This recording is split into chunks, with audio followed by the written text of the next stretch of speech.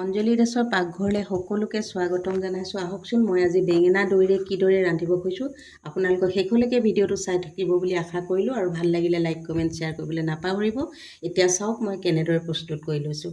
বেঙেনাখিনি এইটো ষ্টাইলত কুটি লৈছোঁ, আনফালে আলু টুকুৰাকৈ বইল কৰি লৈছোঁ, এইফালে লৈছোঁ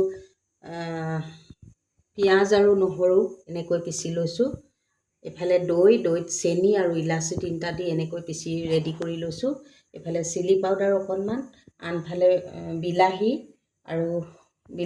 আৰু তাতে আদা নহৰুবিলাক এইফালে মোৰ কোৱাত অকণমান খেলি মেলি হৈছে, আজি গাটো বেয়া যে। এইফালে বিলাহী এনেকৈ বনাই লৈছোঁ আৰু আনফালে জিৰা আৰু ধনিয়াৰ পাউডাৰ।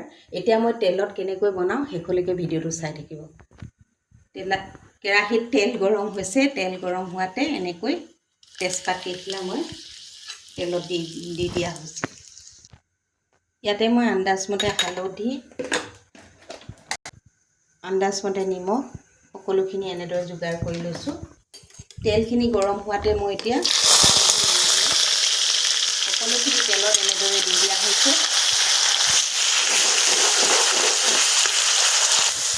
আগতে ৰেডি কৰি ৰখা মছলাখিনি এনেদৰে দি দিছোঁ। এইখিনি হোৱাতে এতিয়া মই বিলাহীখিনি এনেদৰে দি দিলোঁ। দৈ চেনি মিশ্ৰণটো দি দিলোঁ। দেখাত ইমান ধুনীয়া হৈছে চাওকচোন কালাৰটো।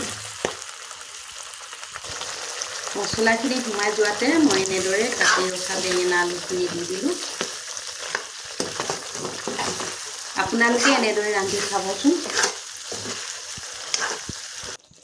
এয়া ৰেডি হৈ গ'ল মোৰ দৈৰে ৰন্ধা বেঙেনাৰ ভাজি। আপোনালোকে এনেদৰে যদি খোৱা নাই এবাৰ খাই চাব। পুনৰ শুভৰাত্ৰি জনাই আকৌ লগ পোৱাৰ প্ৰতিশ্ৰুতিৰে আজিলৈ বিদায়। Bye bye.